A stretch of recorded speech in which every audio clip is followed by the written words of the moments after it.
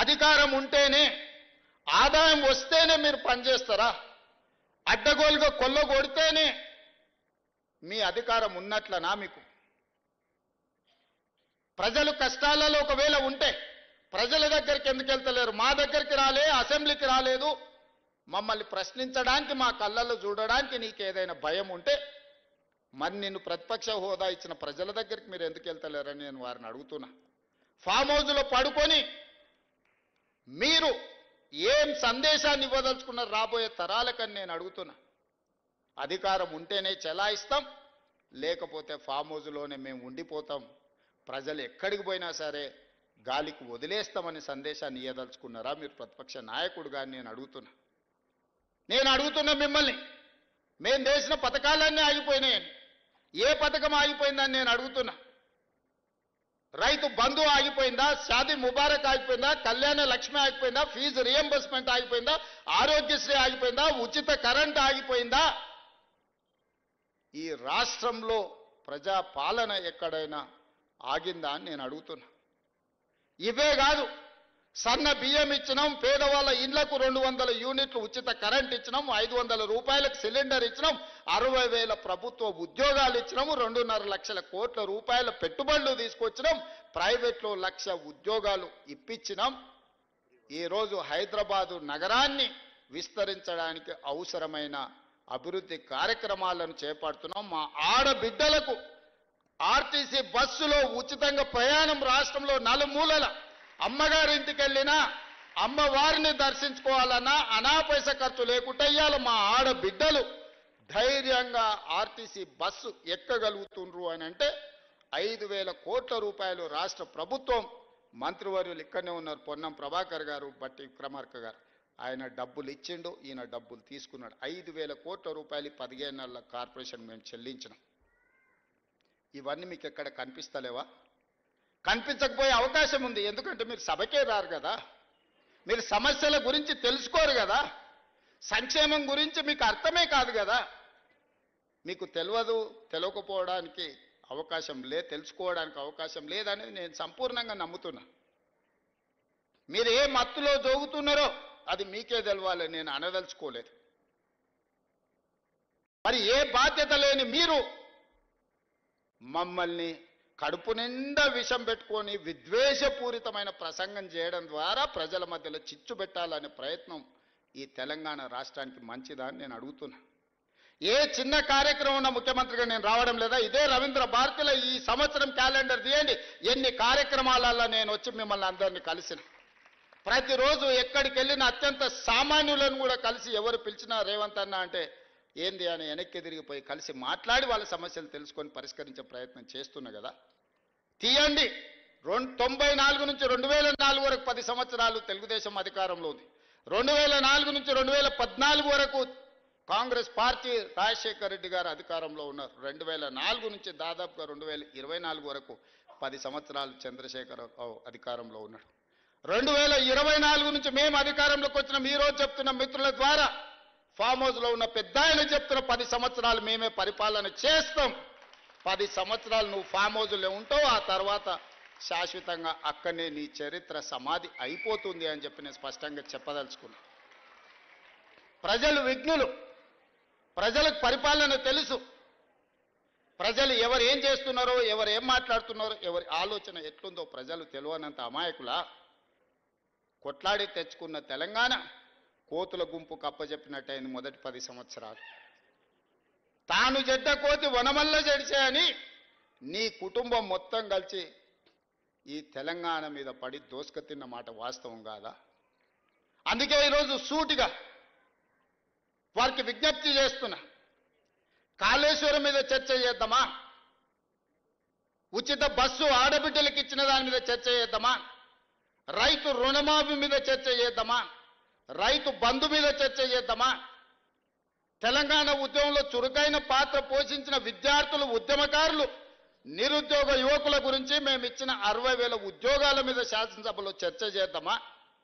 లేదా 30 సంవత్సరాల నుంచి ఎంతో మంది ప్రాణాలు వదులుకొని సాధించుకోవాలనుకున్న ఎస్సీ వర్గీకరణ మీద చర్చ చేద్దామా?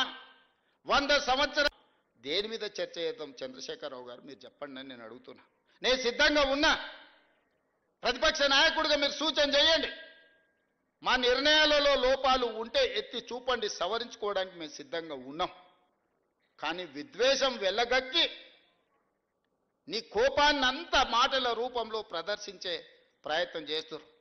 ఆయన కళ్ళకు ఆయన చూపుకు ఒకవేళ బలమే ఉంటే ఆయన కడుపులో ఉన్న విషంతోనే ఒకవేళ ఎదురుగున్న వాళ్ళని మాయం చేసేది ఉంటే ఈ పార్టీకి వేదిక మీద ఉన్న మేము ఎవ్వరం లేకుండా పోయేటోళ్ళం. అంత విషం ఆయన మాటల్లో కళ్ళల్లో కనిపిస్తుంది. ఎందుకే 40 ఏళ్ళు తెలంగాణ ప్రజలు నేను గుండెల్లో పెట్టి చూసుకున్నందుక కాంగ్రెస్ విలన్ అంటాడు. నాకు నిజంగా ఆశ్చర్యం కలిగింది. కనీసము మాట్లాడే ముందు మనం ఏం మాట్లాడుతున్నాం, మనం మాట్లాడిన తర్వాత ప్రజలు ఏ విధంగా తీసుకుంటారని ఆలోచన చేయాలి కదా. మనకు విచక్షణ ఉంది కదా, ఆలోచన ఉంది కదా. మాట్లాడకంటే ముందు ఏం మాట్లాడాలనో ఆలోచన చేయాలి. మాట్లాడిన తర్వాత ప్రజలేం ఏ విధంగా తీసుకుంటారో కూడా ఆలోచన చేయాలి. మొట్టమొదటి విలన్ తెలంగాణకు విలన్ కాంగ్రెస్ పార్టీ అని ఎంత పెద్ద మాట అది. తెలంగాణ ఇచ్చినందుకు విలన్ అయిందా? మేము తెలంగాణ ఇస్తే 10 ఏళ్ళు నువ్వు తెలంగాణ ముఖ్యమంత్రి అయి దోసుకొని టీవీలు పెట్టుకొని పేపర్లు పెట్టుకొని ఫామ్ హౌజులు కట్టుకొని ఇంటిల్లి పాది పదవులు అనుభవించి కాంగ్రెస్ ఇచ్చిన తెలంగాణలో నువ్వు లబ్ధి పొందినందుకు కాంగ్రెస్ విలన్ అయిందా? అంటే గింటే ప్రజలనాలే కాంగ్రెస్ ఏమన్నా అయ్యా మీరు తెలంగాణ ఇస్తే ఇగో ఆయన గట్ట తయారయ్యిండు గిట్లా అచ్చోసిన ఆంబోతులు మా మీద ఎందుకు వదిన అని ప్రజలేమన్నా ఆవేదన వెలిపుచ్చారంటే అర్థం ఉంది. కానీ నీకెక్కడిది అర్హత మాట్లాడడానికి? అంటే ఆయన ఆలోచన ఎట్లుందో ఒక్కసారి ఆలోచన చేయండి. ఆగమైందంటుండే. ఏం ఆగమైంది? నీ కుటుంబం ఆగమైందేమో. ఇంకో 10 ఏళ్ళు దోసుకుందాం అన్నది మా అర్థాంతరంగా ఆగిపోతే ఆగమైతుంది ఖచ్చితంగా. ప్రణాళికలు వేసుకొని ఉండొచ్చు కదా.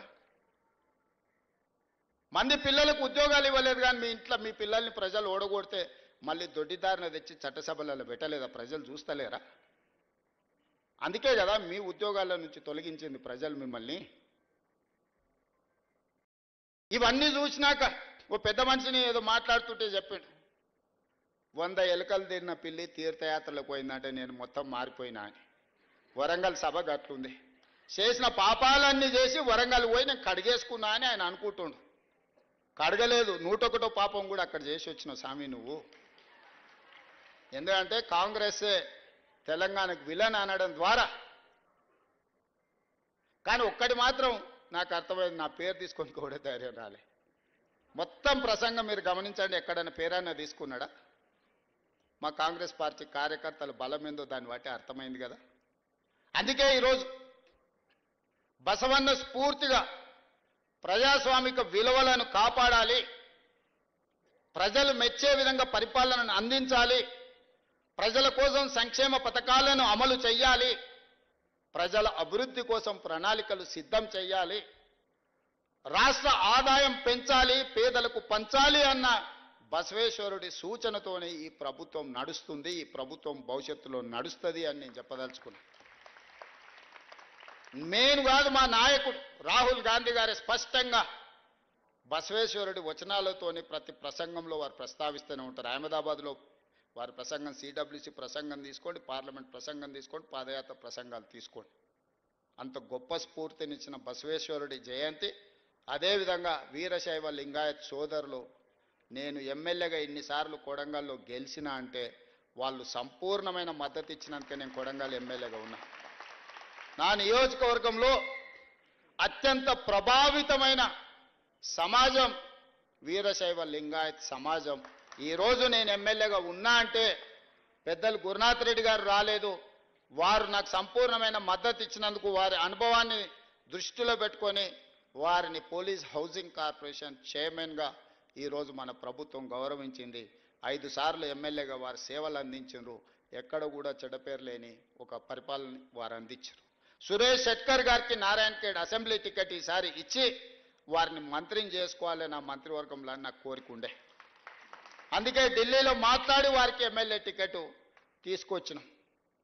కానీ వారే పెద్ద మనసు చేసుకొని అక్కడ చిన్న చిన్న పురాపుచ్చాలతో ఒక్క సీటు ఓడిన ప్రజాప్రభుత్వం రాదేమన్న ఆలోచనతో మిత్రుడు సంజీవరెడ్డి గారికి వారు ఆ చేతికొచ్చిన బీఫామ్ ఇయ్యాలి, రేపు వార్డు మెంబర్ కూడా పక్కోడికి ఓడియాడు, మీకు అందరికీ తెలుసు. కానీ చేతికొచ్చిన ఎమ్మెల్యే బీఫామ్ని పార్టీ గెలవాలన్న ఒక మంచి ఆలోచనతోని సంజీవరెడ్డి గారికి ఇచ్చి వారి గెలుపును 100% ఎంబడుండి సురేష్ శెట్కర్ గారు చేశారు. మరి అలాంటి వాడిని మేమందరం మళ్ళీ పార్లమెంట్లో ఉండాలి అని 100% బాధ్యత తీసుకొని వారిని పార్లమెంట్ సభ్యుడిగా మీ అందరి మద్దతుతోని జహీరాబాద్ నుంచి మనం గెలిపించుకున్నాం. నేను ఒక్కటే మాట చెప్పదలుచుకున్నా మిత్రులారా, మీ అందరి సంక్షేమం కోసం అభివృద్ధి కోసం చేయడమే మా ప్రభుత్వం యొక్క ఉద్దేశం, మా ప్రభుత్వం యొక్క విధానం. బసవేశ్వరుడి ఆలోచన విధానంతో ఈ ప్రభుత్వాన్ని మేము నడిపిస్తాం. రాబోయే రోజుల్లో ఇప్పటి వరకు సమాజానికి సంబంధించిన పెద్దలు చాలా విషయాలు రిప్రజెంటేషన్ నాకు ఇచ్చిండ్రు. తప్పకుండా ప్రభుత్వం వాటిని పరిపాలనలో భాగంగా పరిశీలించి చేయగలిగిన వాటి హిట్ టీవీ యాప్, ఇందులో short news, live news, entertainment shows, movies, digital magazines తో పాటు మీ జిల్లా వార్తలను కూడా ఫ్రీగా చూడొచ్చు. అంతేకాదు కేజీ నుంచి పీజీ వరకు విద్యార్థులకు స్కాలర్షిప్ కూడా అందిస్తున్నాం. ప్రతి వారం 10 మందికి లక్కీ డ్రా ద్వారా ఒక్కొక్కరికి 10,000 రూపాయలు అందిస్తున్నాం. ఇంకెందుకు ఆలస్యం, వెంటనే హిట్ టీవీ యాప్ ని డౌన్లోడ్ చేసుకుని ఫ్రీగా ఎంటర్టైన్మెంట్ పొందండి. Hit TV app. Hit TV app. Please download hit TV app. Hit TV app ని ఫ్రీగా డౌన్లోడ్ చేసుకుని ఎంజాయ్ చేయండి. మీకు నచ్చిన ఎంటర్టైన్మెంట్ కోసం హిట్ టీవీ యాప్ ని ఫ్రీగా డౌన్లోడ్ చేసుకుని ఎంజాయ్ చేయండి. హిట్ టీవీ యాప్ ని డౌన్లోడ్ చేసుకుని ఆస్వాదించండి, ఆశీర్వదించండి. ఇంతమంది సెలబ్రిటీలు హిట్ టీవీ యాప్ ని డౌన్లోడ్ చేసుకోండి అని చెప్తున్నారంటే ఎంత మంచి యాప్ ఆలోచించండి. అమెరికా అమెరికా అమెరికా అమెరికాలో చదవాలనుకునే వాళ్ళకి విశ్వసనీయమైన పేరు మన శౌర్య కన్సల్టెన్సీ. UK లో 1 year masters, UK లో 1 year masters, 2 years work permit up to 5 years visa. Contact Shaurya Consultancy. Contact 89851 89851.